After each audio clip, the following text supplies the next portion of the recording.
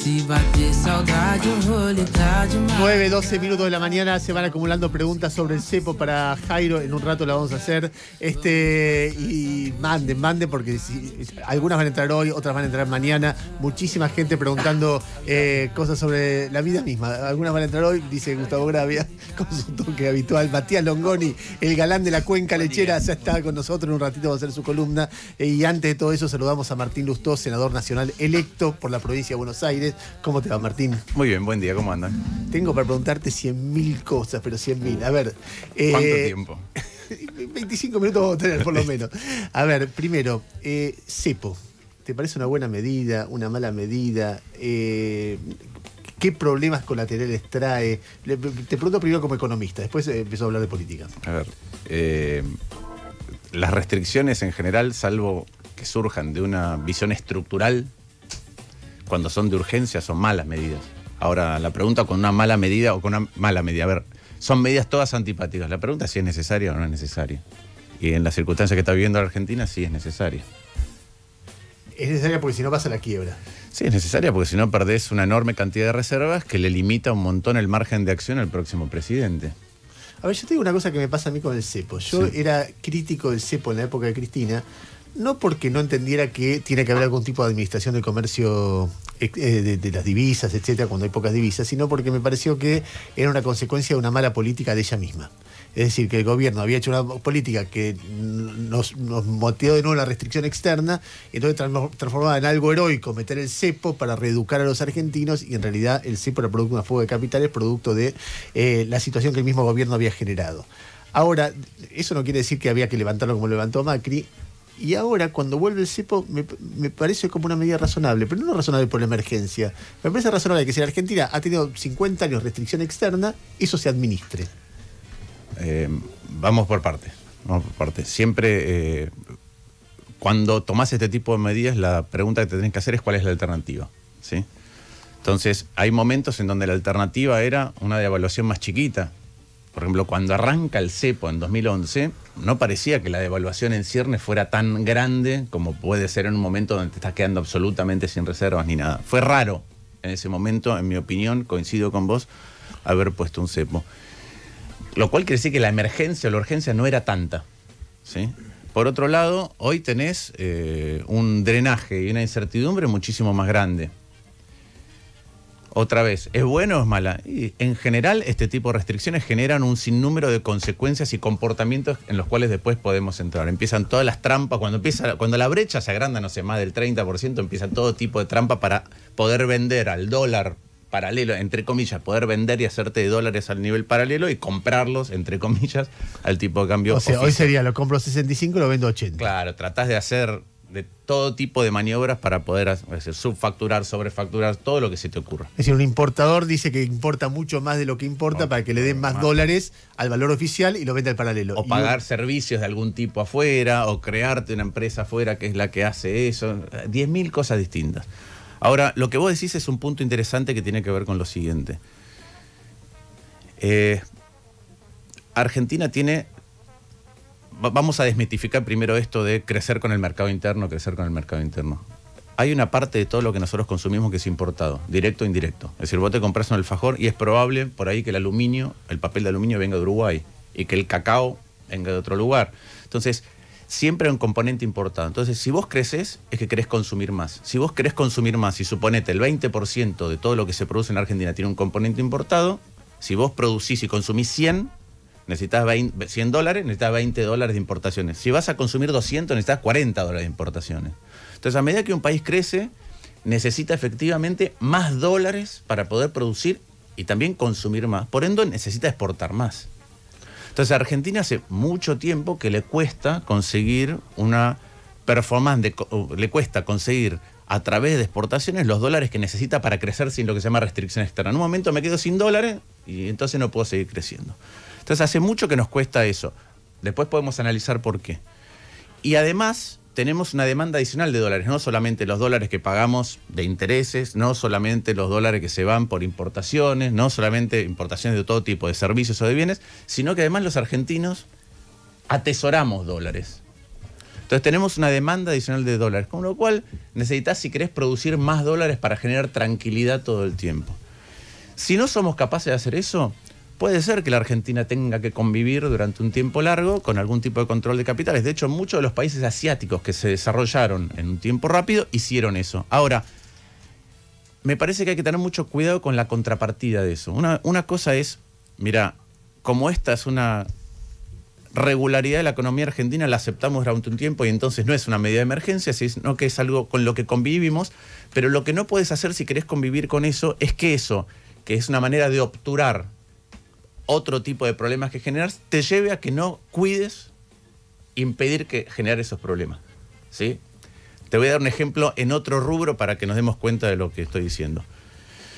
Valga para la dolarización. Supete que vos dolarizás la economía, ¿sí? Entonces digo, bueno, voy a dolarizar la economía, entonces no tengo más este problema que estamos diciendo. Entonces digo, bueno, a ver, ¿y cómo está funcionando la economía argentina? La economía argentina, el 54% de lo que vos de lo que vos producís, el costo es el Estado. Son impuestos y bienes y servicios.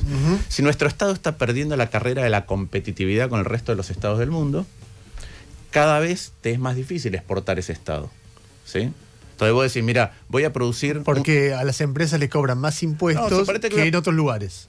Voy a producir un teléfono, y en el teléfono hay silicio, cobre, el plástico, energía, mano de obra, todo. Yo digo, bueno, supete que eso todo cuesta producirlo y la calidad es igual que en Corea. Digo, ¿hasta ahí podés competir? Sí, puedo competir porque los dos tienen costo de transporte de enviarlo a distintos destinos del mundo, pero supete que vamos a Portugal, estamos más o menos equidistantes, los dos entramos con nuestro producto. En el momento en que mi Estado, que es el 54% del costo, es más caro y es peor en términos de lo que me da, estoy fuera de mercado, salvo que haga ¿qué? Que tenga un dólar más alto. Entonces mi tesis es que Argentina, a medida que ha pasado el tiempo, ha empeorado en términos relativos la calidad de su Estado y eso hace que necesite un dólar más alto para exportar. Que se devalúe mucho y eso Exacto. genera mucha pobreza. Genera pobreza y además nos genera... inestabilidad. Y nos hace más pobres en el concierto de naciones del mundo en ingresos medidos en dólares. Ahora, ¿qué te permite esa devaluación? Te permite que si tu clase política no está dispuesta a mejorar el Estado más que el de otros países, por lo menos, bueno, la economía se vuelve más pobre, pero respira. Si yo me pongo en un corset como el dólar y la clase política no se da cuenta de eso, a la larga termino con una mega bruta... Es el 2001. Sí, ni siquiera podés salir de la dolarización, es más difícil salir que de la convertibilidad, pero lo que terminás es con una mega ultra depresión económica, ¿sí? Entonces, con este otro tipo de cosas también pasa lo mismo. Decir, bueno, pongamos restricciones todo el tiempo. Ah, pero las restricciones te dejan margen para hacer, si querés, cagadas todo el tiempo y taparlas. Entonces digo, mira, si las restricciones son más o menos estructurales, pero hacemos bien las cosas, en un momento no las vas a necesitar. Si no haces bien las cosas, si usás las restricciones para tapar las cosas malas que haces, es un problema. Vamos a qué implica el cepo, por ejemplo. El cepo implica, entre otras cosas, antes vos tenés, por ejemplo, las tasas del ELIC son altísimas porque si vos tenés un dólar a 60, ¿sí? Y tenés miedo de que se vaya en un año a 90, tenés que dar altos intereses. Eso es un 50% aumento del dólar, tenés que dar más de 50%, como mínimo 50%, para que la gente se quede en pesos. Ahora empieza a pasar lo que pasó durante el cepo con Cristina, que es, yo creo que va a empezar a pasar, que es, si las cosas salen bien, que tiene que ver con lo siguiente. Bueno, ahora vos podrías bajar intereses. Claro, porque no podés comprar dólares. No con podés lo cual comprar dólares. Entonces, ¿qué podés haces? bajar intereses. Entonces digo, bueno, mira, el Banco Central dice, voy a pagar menos intereses por la LELIQ. ¿Sí? ¿Y qué hacen los bancos? Bueno. Ofrece menos intereses. ¿Y? Ofrece menos intereses. ¿Y qué hace el depositante? Y por ahí se queda o por ahí se va y gasta en otra cosa. Primero, si tiene que comprar el dólar, lo tiene que comprar el paralelo, mucho más alto. Algún consumo postergado, probablemente digas, bueno, ya que no puedo ahorrar... Ahí está. Lo primero que te va a pasar es que yo te puedo pagar, como pasó con Cristina, al depositante le puedo pagar menos intereses que lo que es la tasa de inflación. O sea, el depositante se llama tasa de interés real negativa. La inflación es 50, yo te pago 30. Dice, che, pero arranqué con 10.000 pesos... Los 10.000 pesos podían comprar algo, lo dejo un año y después puedo comprar menos cosas. Y como dice Gustavo, a medida que pasa eso, la gente empieza a exacerbar otros consumos. Dice, bueno, me compro un auto, o me compro una tele, o veo si lo invierto en ladrillos. ¿Eso es bueno o es malo? En el corto plazo es bueno, en el largo plazo es malo. Porque, por ejemplo, yo creo que una de las cosas... Es lo que Melconian llamaba un veranito peruca. Puede ser que haya un veranito peruca. Sí, pero por ejemplo, mucha gente que en su momento... compró auto por este tema, después el auto te cuesta el 10% por año de mantenimiento solo de patente, más seguro, más por ahí alguna cochera de vez en cuando. Y la gente se mete porque dice, bueno, hubo un boom de venta de autos no me acuerdo, creo que fue el 2013 o 2014, que era 1.100.000 autos, artificial.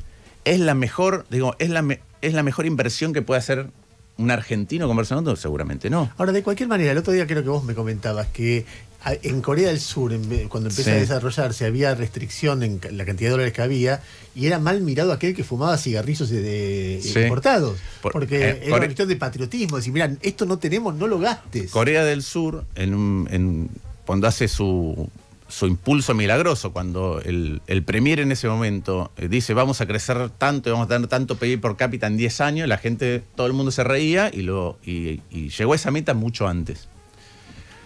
¿Qué pasaba? Corea del Sur también tenía una economía que le costaba generar dólares. Entonces, en un momento dijeron, bueno, no, hay un montón de importaciones que no están bien vistas, hay control de capitales, pero, por ejemplo, la gente quería fumar cigarrillos importados porque eran mejores. Y había una condena social, que lo encontraban con cigarrillos importados. Ahora, ¿qué requiere eso? Requiere esto que te estoy diciendo. Primero, los controles son estructurales y tienen un motivo. No son de emergencia, tienen un motivo. Mira, vamos a resolver esto definitivamente, tiene un motivo, este es el sendero que caminamos. Y después, si hay un objetivo colectivo, tiene que haber un compromiso individual con el objetivo colectivo. Cuando los controles son de emergencia y no se perciben como, mira, estamos tratando de resolver un problema estructural, la gente no se compromete con eso. Lo que trata de encontrar es una manera de hacer trampa para eludir eso, que son las maneras que conversábamos antes. A veces con consumo exacerbado del corto plazo, que no es el mejor consumo, a veces con inversión, que no es la mejor inversión que puedes tener, y a veces eludiendo para hacerte dólares de distinto tipo. Ejemplo, ustedes se acuerdan que también hubo un boom de venta de autos importados. Me acuerdo. Con el cepo. 2013. ¿Por qué? Porque vos decís, ¿cuánto cuesta un dólar? Bueno, un dólar vale, suponete, vamos a hacerlo redondo, 80 versus 65. Entonces, vos decís, me voy a comprar un auto importado. ¿Por qué? Porque el auto importado viene al dólar oficial. Y yo si tengo dólares, lo vendo en el blue o lo vendo al dólar bolsa. Alta gama. Y ahí claro. No, el impuesto de alta gama viene hace mucho antes. Creo que lo exacerbaron. Le subieron la alícuota. Pero entonces en un momento vos decís, bueno, ¿sabés?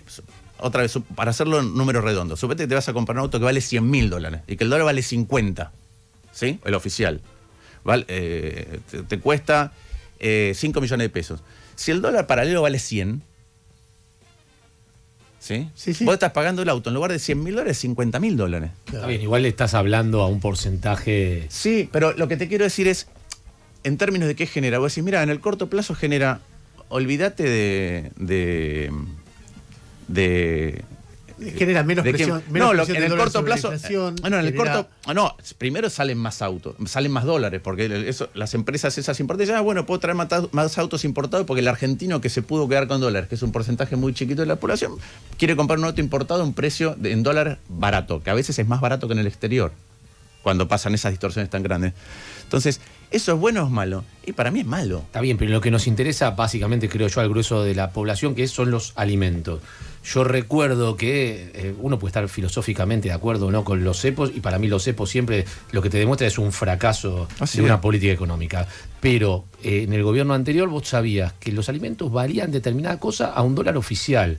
Y cuando Prat Guy dijo, no, todo está a 16 y lo abrieron, los alimentos se fueron por las nubes. Pero vos decís hoy, bueno, si me pones el cepo y los alimentos se me quedan al precio de referencia que está hoy, yo sé que a fin de mes voy a llegar, por lo menos como estoy llegando ahora, y no es que voy a tener que restringir aún más un consumo que ya vengo restringiendo. Pero es precisamente por esas cuestiones que el cepo se pone.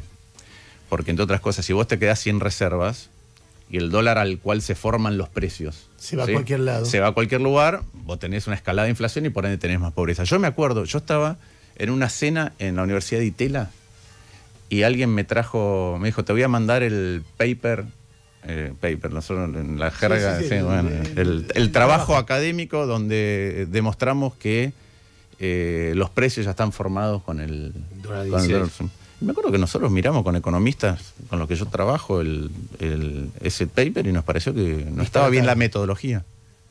Que no estaba bien. Y además, cuando vos haces un paper hay un montón de posibilidades que no tomaste en cuenta. Un solo paper para una decisión tan trascendental, a nosotros no nos pareció. Martín, te quiero preguntar algo de política argentina, pero antes no quiero privarme de hacerte una consulta por otro tema. Chile. El modelo chileno es el que teóricamente había demostrado que todo lo que no se podía hacer en América Latina se podía, es decir, reducir la pobreza, mantener la estabilidad, y de repente estalla. ¿Qué reflexión haces eso? ¿Qué punto de vista tenés? ¿Qué es lo que vos ves ahí? Mira, si es que tenés alguna, porque fue muy reciente lo que pasó, sí, ¿no? tengo. Recién sabés que estaba tomando un café antes de venir para acá, porque llevé a Gaspar y entró más temprano. Y en el café vino alguien y me dijo, mira, ¿te puedo hacer una pregunta? Y me hizo la misma pregunta. Me dijo, yo soy votante tuyo, pero escucho radio con vos y en un programa de la tarde critican una postura que vos tenés en el libro. Hace un tiempo, cuando fue la rebelión de los estudiantes, yo viajé a Chile y me junté con Andrés Velasco, que era el ministro de Economía de Bachelet. Ajá. Entonces le digo, Andrés, ¿cómo es esto? Me dice, mira, Chile tiene desafíos nuevos que provienen de haber resuelto otros, ¿sí? Y que entonces se exacerban los que estaban latentes, pero no los abordamos como corresponde. Entonces, a ver, ¿qué querés decir? Me dijo, mira, cuando yo era estudiante y me recibí, se recibía poca gente. Y yo pasé a pertenecer a un club de élite. Ahora el 33% de los adultos jóvenes de Chile tienen título universitario. Entonces los tipos, la educación es más cara, se endeudan y cuando salen no pertenecen a ningún lugar nuevo. Entonces si vos mirás la performance, el desempeño económico de Chile, comparado con cualquier país de Latinoamérica, sigue siendo un país que tuvo una macroeconomía mucho más sana, que funcionó mejor, que bajó la pobreza, que creció en el ingreso por habitante, que pasó en el ingreso por habitante en la Argentina. Todo eso es cierto. En el libro yo pongo, a muchos no nos gusta la sociedad chilena, ¿sí? Como modelo, pero esta es la performance económica. Porque ¿cuál es la diferencia? Que así como Argentina, Uruguay y Brasil democratizaron el acceso al poder, Chile no. Entonces sigue siendo una sociedad donde el poder industrial, el poder intelectual, es decir, los capitanes de la industria, los intelectuales y los políticos, todos pertenecen a la misma familia. Entonces hay un politólogo chileno que ahora definió, dice, llegamos al paraíso pero no nos abren la puerta. Yo creo que hay algo de eso que es muy cierto. Entonces, no me parece, así como cuando ves los chalecos amarillos en Francia y dicen, no, entonces el modelo de Francia es malo. No, yo creo que están lidiando con algo que es una sociedad muy oligarquizada, donde el voto es voluntario, donde vota poca gente, donde las estructuras de poder no están abiertas, y que ahora, si querés, por ser una sociedad conservadora, eso que en otras sociedades se planteó antes, se plantea en este momento en donde supuestamente, comparado con el resto de Latinoamérica, existe una prosperidad para repartir, que hay un montón de gente que siente que no le está llegando. Y me parece, insisto, que suena raro decirlo así, porque por la gravedad de la represión y porque ves en la misma represión, en las palabras de la mujer de Piñera, en las primeras reacciones de la clase política chilena en su totalidad, ves que lo que no quieren es perder esa situación privilegiada. Pero quiero decir esto, suena raro decirlo, pero sí, yo creo que Chile está lidiando con un problema acumulado que, por otro lado, sale a la luz por el éxito en otras cuestiones. Lo que vos decís un poco es lo que dice Ricardo Lagos también. El otro día en La Nación había Ricardo Lagos fue el primer presidente socialista de Chile. En Chile, cuando terminó Pinochet, asumió la Convergencia Democrática, donde estaban unidos el Partido Socialista, que había sido derrocado por una coalición de partidos, entre ellos la Democracia Cristiana. La Democracia Cristiana y el Partido Socialista vuelven juntos al poder. Las primeras 3 gestiones son de Aylwin, Frey y no sé qué otro de la Democracia Cristiana, y ahí viene Ricardo Lagos, que todo el mundo reconoce como uno de los líderes de la democracia latinoamericana. Yo estuve conversando 2 horas enteras con él para el libro. De hecho, le mandé el libro para que opinara. No llegó a tiempo para ponerlo. Bueno, y él en ese caso lo que dice es eso. Nos faltaba una parte que no pudimos porque la derecha nos condicionaba, porque la presión impositiva es muy baja en Chile, etcétera, etcétera, etcétera. Hicimos lo que pudimos. Ahora nos acusan los que quieren más, y en todo caso será la discusión. Ahora hay una cosa que a mí me parece peligrosa de nuestro simplismo, ¿no? Que es: no hay nada para aprender ahora de Chile, como no habría nada para aprender de ningún país. No tenemos nada que aprender de Finlandia porque está en recesión o porque tuvo una depresión, o de Irlanda porque tuvo una explosión con la hipotecaria. No tenemos nada para aprender cuando nosotros, en los últimos 50 años, lo que hicimos fue sextuplicar la pobreza y duplicar la desigualdad. Porque la performance argentina es esa. Entonces digo, ¿todas las sociedades tienen problemas? Sí. ¿Todas las sociedades tienen éxito? Sí. ¿Tenemos algo que aprender de los demás? Yo creo que la única ventaja de ser subdesarrollado, a pesar de que ya no se usa esta terminología, es que tenés algo que aprender de los demás. Porque el desempeño macroeconómico argentino en los últimos 50, 60 años, es tremendo. Argentina crece menos que la mitad del resto del mundo desde hace 6 décadas. Menos que la mitad del resto del mundo. Nosotros tardamos 112 años en duplicar el ingreso por habitante, el resto del mundo tarda 45. A los 45 lo duplicó, a los 90 lo cuadruplicó, cuando nosotros lo estamos duplicando lo sextuplicó. Tenemos, como dije antes, 7 veces más pobreza que en el año 74, 7 veces más pobreza que en el año 74, y el doble de desigualdad. Mientras Chile hizo el recorrido inverso. Exacto. Argentina era en el año 60, Argentina era en medido en dólares, en términos de ingreso por habitante, era el 18 del mundo. Arriba nuestro estaba Austria y abajo Bélgica. Hoy debemos estar en el 75, 80. Martín, ¿qué pasó el domingo pasado? ¿O qué pasó en todo este proceso electoral? Recién Pablo Echarri decía, no contemplamos el aluvión antiperonista de último momento. Decía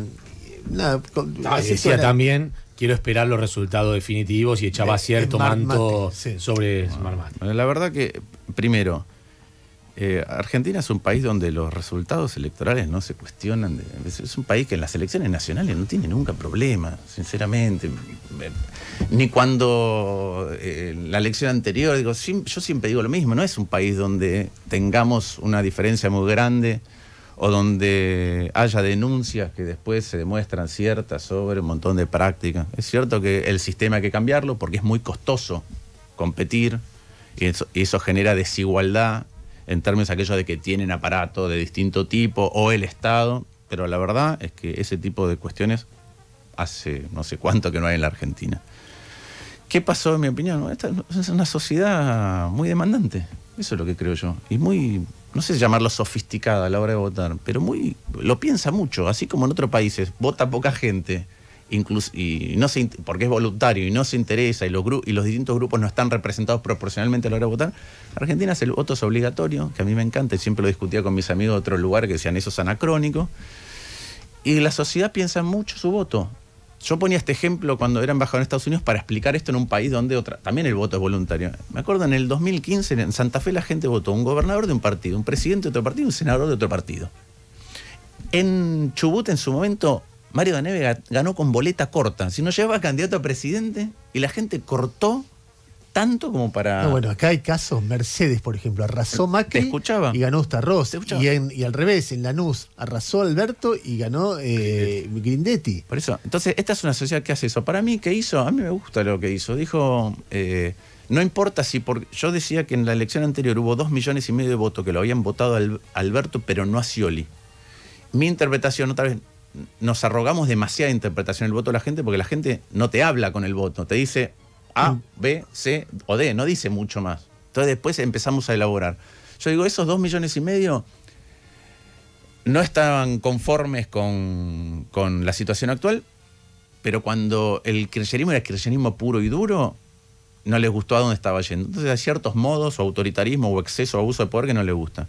Ya sea porque algunos se dieron vuelta, ya sea porque ese riesgo movilizó a una parte de la sociedad que no había votado. Ahora la sociedad decidió que emparejaba las cosas, creando 2 polos, ¿sí?, que tienen discusiones internas cada uno de ellos, pero me parece que les dio no sé si el mandato, pero les dijo, mira, a los extremos ya no queremos que se vaya nadie. Esa es mi interpretación, y a mí me gusta. Quizás la interpreto así porque me gusta pensar que eso podemos hacer, porque me parece que eso permitiría abordar un montón los problemas estructurales que tiene Argentina, que no los puede abordar nadie en soledad. Bueno, ¿sí? Obviamente en este contexto, dicho de esta manera, vos serías ministro muy cómodo de Alberto Fernández. No, yo no sería ministro de Economía de Alberto Fernández, por esto que te estoy diciendo. No que dije creo economía que yo. Bueno, no importa, pero siempre me preguntan lo mismo. Pero porque me parece que lo que hay que hacer es tratar de tirar de los dos lados para el centro, para tener otro tipo de diálogo, porque la verdad que Argentina tiene, primero, problemas estructurales graves de hace mucho tiempo, y por otro lado, una coyuntura frágil. A ver, quiero decir, ya ahora les doy pie a Gustavo.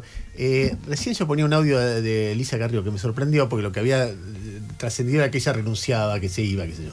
Pero no dijo eso. Dijo eso porque llegamos a buen puerto. Que vos decís, ¿cómo? Viene el peronismo, viene el nazifascismo, y llega, vuelve. Dice, no, porque están hablando, la distribución de poder en la Argentina es republicana, me parece que el peronismo está moderado. Da una visión muy optimista de lo que está pasando, que es lo que uno no espera de ella en este contexto. ¿Vos coincidís con, más allá de Carrió, ¿no? ¿Coincidís con esa percepción? Bueno, yo coincido que tenés las bases para discutir eso, pero pues tenés discusiones hacia adentro de los dos espacios, donde hay, en los dos ámbitos, hay algunos que quieren extremarse, y lo han mostrado, y después la discusión general, que no es fácil. Es decir, hay un motivo por el cual Argentina tiene problemas estructurales que no aborda y que provienen, en mi opinión, en gran medida de esto de que Argentina democratizó el acceso al poder. Y tenemos una sociedad que, a través del tiempo, por lo menos desde el punto de vista institucional, ha podido conseguir la consagración de muchos derechos. Entonces es demandante. Es demandante más de lo que puede dar el Estado y es demandante más de lo que puede dar la economía. Te lo demuestra el déficit fiscal y te lo demuestra el déficit de cuenta corriente. Es una sociedad que consume por encima de lo que produce muchas veces durante mucho tiempo y que le exige al Estado más gasto de lo que puede recaudar. Ahora, ¿cuál es el problema, en mi opinión? Que si la política no sabe administrar la prioridad de esas demandas y no se sienta a la mesa para acordar eso, desordena al Estado, desordena la economía, te genera crisis, etc. Entonces, yo creo que hay que abordar eso. Eso lo tiene que abordar la política, lo tiene que abordar la política en conjunto. A mí me gusta mucho, ahora que a Pepe Mujica lo pasearon por todos lados, cuando Pepe Mujica asume por primera vez en Uruguay, cuando arranca su discurso de inauguración, de sesión, de mandato, dice, la prioridad número 1 para nosotros va a ser la educación. Y la 2, la educación. Y la 3, la educación. Que son los eslóganes. Entonces, claro, todo el mundo aplaude. Y dice, bueno, veo que estamos de acuerdo. Ahora tenemos que discutir con cuántos no vamos a pagar el gran sí a la educación. La discusión que tiene que tener la política para ordenar el Estado es los no, no los sí. Los sí son todos más fáciles de discutir. Entonces, a mí me parece que eso no está. Entonces, la manera en que abordemos esa discusión es lo que nos va a permitir ordenar el Estado, ordenar la economía, etc. Ahora lo que tenemos es una base que hasta hace poco no parecía haber, para ver si podemos ser capaces de dar esa discusión de manera madura. Martín, hace 4 años más o menos estabas a punto de ganarle a Larreta en la segunda vuelta y ahora te tocó estar en el escenario de Larreta arrasando. ¿Tu horizonte es volverte pelado y ser el Larreta de 2023? ¿Cómo te ves en ese espacio? Mira, es un espacio donde, primero, yo ya lo he dicho, yo creo que la gestión de Horacio es mejor que la de Macri como jefe de gobierno de la ciudad. Y que muchas de las cosas que nosotros reclamamos, a veces con otras velocidades, ¿sí? Pero son las que finalmente se empezaron a implementar. Te puedo hablar de cosas desde seguridad, educación, salud, de la mortalidad infantil, de un montón de cosas. Propuestas nuestras, yo las tengo miradas, de las 29 que hicimos, nosotros el 60% las implementaron completamente. Entonces, a mí me parece que además, si a eso le sumas el diagnóstico que vengo haciendo desde hace un tiempo, que es, mira, hay que transformar el Estado. Transformar el Estado es tener cabeza para diagnosticar mejor, es decir, más cabeza y más músculo. Y por eso, no solamente en la ciudad, donde lo pudimos plasmar, sino que reclamábamos todo el tiempo que Cambiemos hiciera primaria a nivel nacional y se ampliara. Primarias y se ampliara. Entre otras cosas, porque yo creo que necesitas 2 grandes polos que sean capaces de dialogar entre sí. Y me parece que en la ciudad hicimos eso. En la ciudad hicimos un frente político muy grande que tiene, obviamente ya tenía la coalición cívica que también estaba con nosotros en ese momento, a Confianza Pública, que Ocaña vino una primaria con nosotros, al socialismo y al radicalismo. Ahora, Martín, había una crítica que era muy dura tuya contra Rodríguez Larreta, que es la utilización exagerada de publicidad. Sí. ¿Eso lo mantenés? Sí. Ahora, si vos mirás en términos reales, porque yo veo que alguien dice 4 millones por día, pero 4 millones por día es lo mismo que se gastaba cuando yo lo decía. ¿Y cuánta inflación hubo? Y 2 cosas, yo decía 2 cosas, que son las que estoy discutiendo adentro y se está cambiando. Una es el monto, pero la otra es para qué se usa. Porque yo, por ejemplo, si vos mandás a yo necesito que vos sepas muchas cosas que podés usar de la ciudad, o campaña de vacunación, o... Porque... No, eso es otra cosa. Hay que ver los colores del afiche, hay que ver la imagen de Larreta, hay que ver si Santilli te hace no sé qué cosa. Exactamente. ¿Gustavo? Yo siempre voy por el lado más frívolo, vos lo sabés. No, yo supongo, pero un prejuicio mío. Perdón, y además sigo diciendo otras cosas, adentro del gabinete, en otros lugares. Yo digo, los Juegos Olímpicos de la Juventud los sigo discutiendo. Digo, nosotros vamos adentro de una coalición a discutir de la misma manera que a nivel nacional decíamos, mira... Juegos Olímpicos que hubo sobreprecios. No, sobreprecios no, que no es una prioridad. Cuando tenemos que discutir prioridades, yo digo, eso no es una prioridad.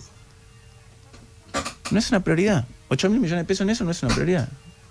Entonces, nosotros ahora estamos adentro discutiendo esas cosas, la prioridad de un gobierno que viene. Yo supongo, por prejuicio, que desde que te fuiste del gobierno anterior no volviste a hablar con la expresidenta. ¿Es prejuicio o es realidad? Es realidad. Bien, entonces, salgo el prejuicio, realidad. Y ahora vos vas a ser senador, ya no Cámara de Diputados. Y ella va a presidir el Senado.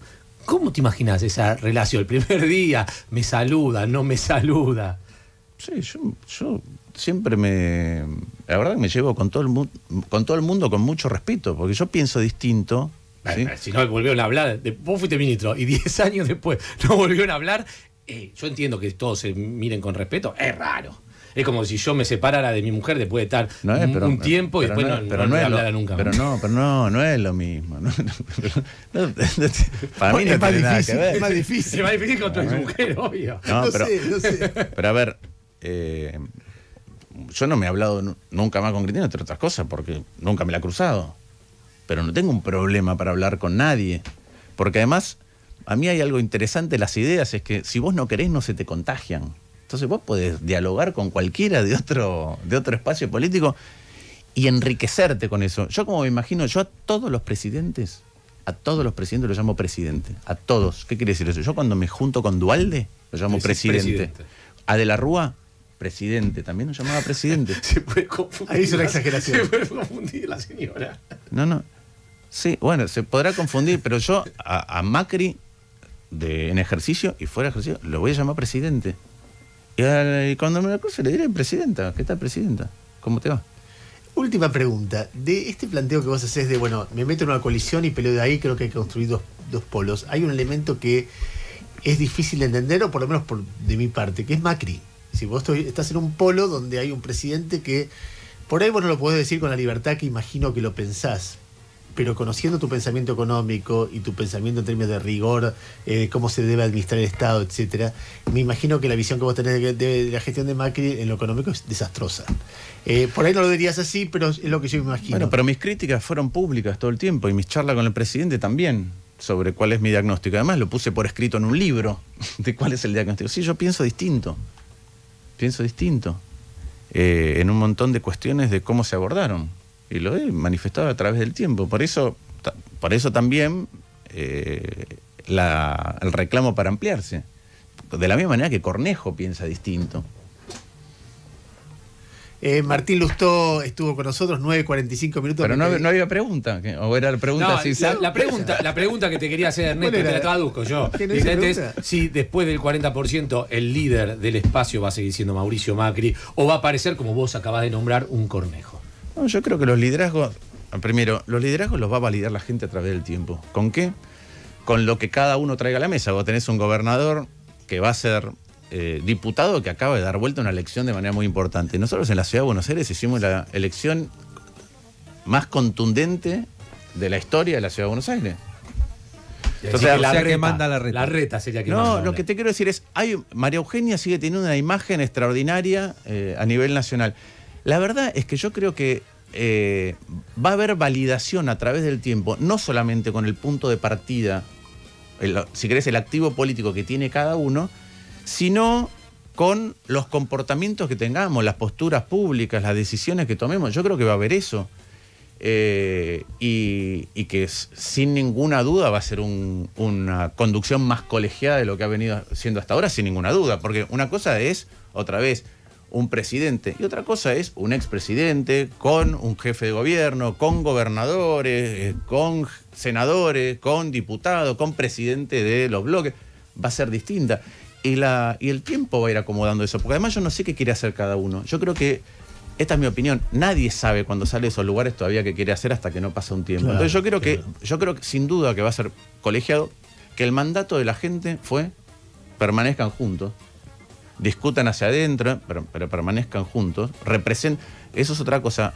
Yo me acuerdo que en campaña yo veo que el PRO siempre nos sacaba muchas cosas a nosotros, ¿viste? Cuando vos decís algo, yo me acuerdo, por ejemplo, cuando íbamos al balotaje, el Larreta y Santilli iban a La Nación y hacen una entrevista, creo que, no me acuerdo si uno de ellos dos dice, ahora vamos por los votos de Lustó. Me llama a mí al día siguiente, yo digo, yo no tengo votos, no son míos. O sea, la gente nos votó en las PASO y después nos votó en las generales, pero no son míos. Entonces yo no voy por los votos de otros, yo voy a discutir. ¿Qué quiero decir con esto? Hay un 40% de gente que marcó una cancha, que dice, mira, lo que pasó en el pasado reciente del kirchnerismo no nos gusta. No son de nadie esos votos, lo mío tampoco, lo de Larreta tampoco, son de la gente que quiere ver ciertas cosas. Y aquellos que mejor representen esas cosas van a poder tener más de esos votos, punto. 9:48 minutos de la mañana, dijo punto final para la entrevista. Martín Lustó, senador nacional electo, aquí hablando en Radio con Vos, en una mañana repleta de reportajes. Por suerte, Mirta Tundi hizo un reportaje interesantísimo hoy a las 8 menos 10 de la mañana. Después Pablo Echarri hablando con nosotros tipo 8:30. Y ahora Martín en una larga entrevista sobre todo economía, Chile, política local, etcétera. Tiempos para pensar en la